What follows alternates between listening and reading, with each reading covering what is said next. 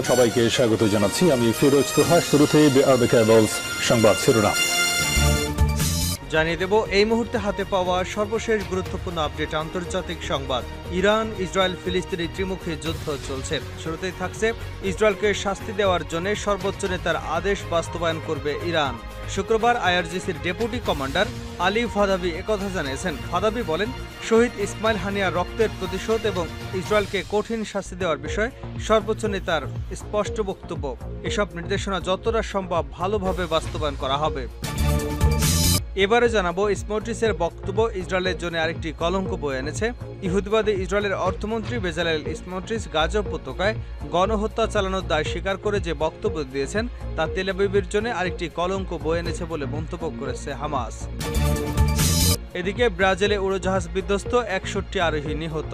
ব্রাজিলের Sao Paulo রাজ্যে একটি উড়োজাহাজ বিধ্বস্ত হয়েছে। এতে ওই উড়োজাহাজে থাকা 61 আরোহী নিহত হয়েছেন।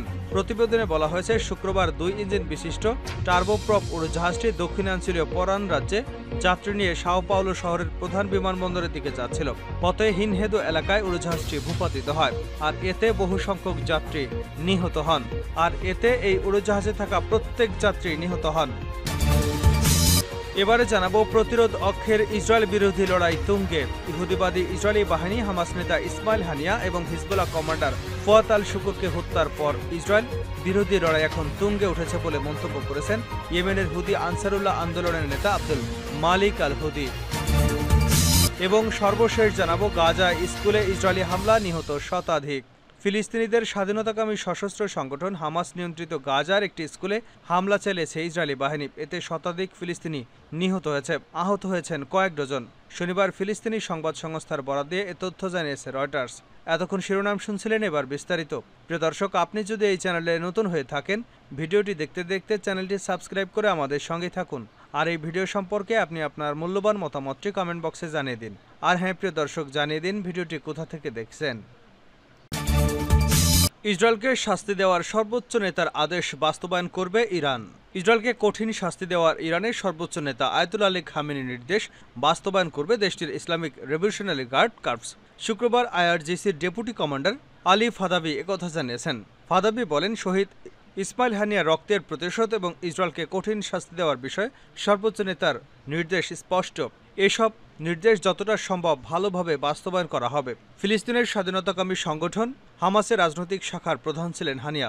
গত সপ্তাহে ইরানের নতুন প্রেসিডেন্ট মাসুদ পেজেশকিয়ানের শপথ অনুষ্ঠানে যোগ দিতে তিনি তেহরানে গিয়েছিলেন। সেখানে তিনি যে ভবনে অবস্থান করছিলেন সেটিতে স্বল্পপাল্লার ক্ষেপণাস্ত্র হামলা চালানো হয়। এতে এক দেহরক্ষী সহ তিনি নিহত হন।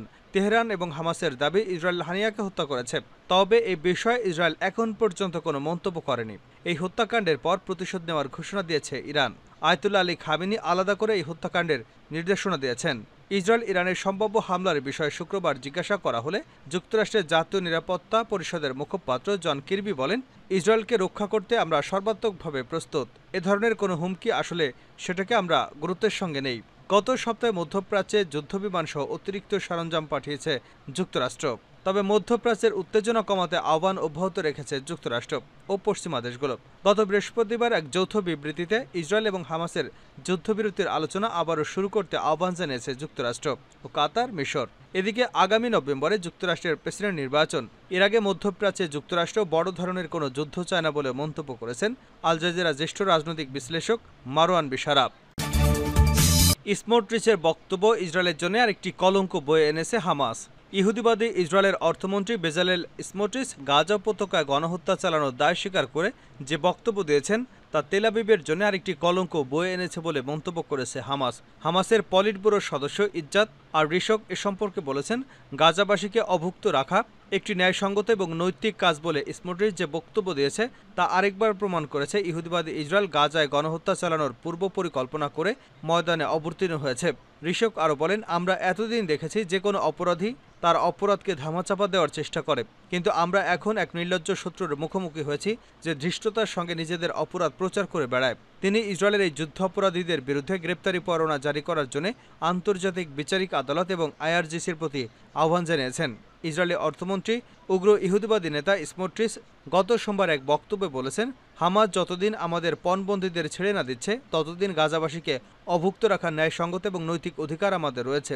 পরে অবশ্য ইসরায়েলের ভেতরেই এই বক্তব্যের বিরুদ্ধে তীব্র সমালোচনা শুরু হয়। পরে তিনি দাবি করেন তার বক্তব্যকে বিকৃত করা হয়েছে এবং যা প্রচার করা হয়েছে তিনি তা বলতে চাননি। ব্রাজিলে উড়োজাহাজ বিধ্বস্ত, ৬১ আরোহী নিহত। ব্রাজিলের সাও পাওলো রাজ্যে একটি উড়োজাহাজ বিধ্বস্ত হয়েছে। এতে ওই উড়োজাহাজে থাকা ৬১ আরোহী নিহত হয়েছেন। প্রতিবেদনে বলা হয়েছে শুক্রবার ২ ইঞ্জিন বিশিষ্ট টার্বোপ্রপ উড়োজাহাজটি দক্ষিণাঞ্চলীয় পারান রাজ্য থেকে যাত্রী নিয়ে সাও পাওলো শহরের প্রধান বিমানবন্দরের দিকে যাচ্ছিল। পথে ভিনহেদো এলাকায় উড়োজাহাজটি ভূপাতিত হয়। স্থানীয় কর্তৃপক্ষ জানিয়েছে উড়োজাহাজটিতে ৫৭ জন যাত্রী, ৪ জন ক্রু ছিলেন। তাদের কেউই বেঁচে নেই। ব্রাজিলের গ্লোব নিউজ টেলিভিশন নেটওয়ার্ক বলেছে উড়োজাহাজটি আবাসিক এলাকায় বিধ্বস্ত হয়েছে। সামাজিক যোগাযোগ মাধ্যমে ছড়িয়ে পড়া ভিডিওতে দেখা যায় উড়োজাহাজটি খাড়াভাবে নেমে আসতে এবং এই অবস্থায় ঘুরতে ঘুরতে ভূপাতিত হয়। ব্রাজিলের প্রেসিডেন্ট লুলা ডা সিলভা আহতদের পরিবারের প্রতি শ্রদ্ধা জানিয়েছেন। রাজ্যটির গভর্নর তারাসিসিও গোমেজ ডি ফ্রাইতাস ৩ দিনের শোক ঘোষণা করেছেন। কর্তৃপক্ষকে জানিয়েছেন তারা ফ্লাইটের রেকর্ড উদ্ধার করেছেন। উড়োজাহাজটি ঠিক কী কারণে বিধ্বস্ত হলো এখন তা তদন্ত করা হচ্ছে। প্রতিরোধ অক্ষের ইসরায়েল বিরোধী লড়াই তুঙ্গে রয়েছে আল হুদি। হুদিবাদী ইসরায়েলি বাহিনী হামাস নেতা ইসমাইল হানিয়া ও হিজবুল্লাহর কমান্ডার ফুয়াদ শুকুরকে হত্যার পর ইসরায়েল বিরোধী লড়াই এখন তুঙ্গে উঠেছে বলে মনে করছেন ইয়েমেনের হুদি আনসারুল্লাহ আন্দোলনের নেতা আব্দুল মালিক আল হুদি। বৃহস্পতিবার রাতে এক ভাষণে তিনি বলেন, হানিয়া ও শুকুরকে গুপ্ত হত্যা করে ইসরায়েল যে অপরাধ করেছে তার ফলে গোটা অঞ্চলের পরিস্থিতি বদলে গেছে। ইহুদিবাদী শত্রু মুসলিম উম্মার এইসব নেতা এবং বিশিষ্ট ব্যক্তিবর্গকে টার্গেট করেছে যারা ইসলাম এবং মুসলিম বিশ্বের শত্রুদের বিরুদ্ধে লড়াইয়ে ইসলামের ঝান্ডা হাতে তুলে নিয়েছিল। হুতি তার ভাষণে বলেন, হামাসকে দুর্বল করে ফেলার লক্ষ্যে হানিয়াকে হত্যা করা হলেও এই হত্যাকাণ্ডের মাধ্যমে হামাস আরও শক্তিশালী হয়েছে। তিনি বলেন, হানিয়া শাহাদাতের পর হামাসের নেতৃবৃন্দদের মধ্যে ঐক্য সংহতি শক্তিশালী হয়েছে এবং তারা সর্বসম্মতভাবে ইয়াহিয়া সিনওয়ারকে তাদের নতুন নেতা নির্বাচন করেছেন। আব্দুল মালিক আল হুতি বলেন, হামাসের সামরিক শাখা ইয়াজেদিন আল কাসাম ব্রিগেডের যোদ্ধারা আগের মতোই দৃঢ়ভাবে কার্যকরভাবে ইসরায়েল বিরোধী অভিযান পরিচালনা করে আসছে। গাজার স্কুলে ইসরায়েলি হামলা, নিহত শতাধিক। ফিলিস্তিনের স্বাধীনতাকামী সশস্ত্র সংগঠন হামাস নিয়ন্ত্রিত গাজার একটি স্কুলে হামলা চালিয়েছে ইসরায়েলি বাহিনী। এতে শতাধিক ফিলিস্তিনি নিহত হয়েছেন, আহত হয়েছে কয়েক ডজন। শনিবার ১০ আগস্ট ফিলিস্তিনি সংস্থাগুলোর বরাত দিয়ে এ তথ্য জানিয়েছে বার্তা সংস্থা রয়টার্স। তবে ইসরায়েলি বাহিনী দাবি করেছে তারা হামাসের কমান্ডার সেন্টারে হামলাও চালিয়েছে। হামাস পরিচালিত গাজার সরকারের মিডিয়া অফিস থেকে এক বিবৃতিতে বলা হয়েছে, ফজরের নামাজের সময় বাস্তুচ্যুত লোকদের টার্গেট করে এ হামলা চালানো হয়েছে। এ কারণে হতাহতের সংখ্যা অনেক। অন্যদিকে এক বিবৃতিতে ইসরায়েলি সেনাবাহিনী বলছে, হামাস সন্ত্রাসীদের ব্যবহৃত কমান্ডার ও পেট্রোল সেন্টারে বিমান বাহিনী হামলা চালিয়েছে। গত বছরের অক্টোবর থেকে গাজায় ইসরায়েল এবং হামাসের মধ্যে যুদ্ধ চলছে। এতে নিহতের সংখ্যা ৩৯,০০০ বলে জানা গেছে।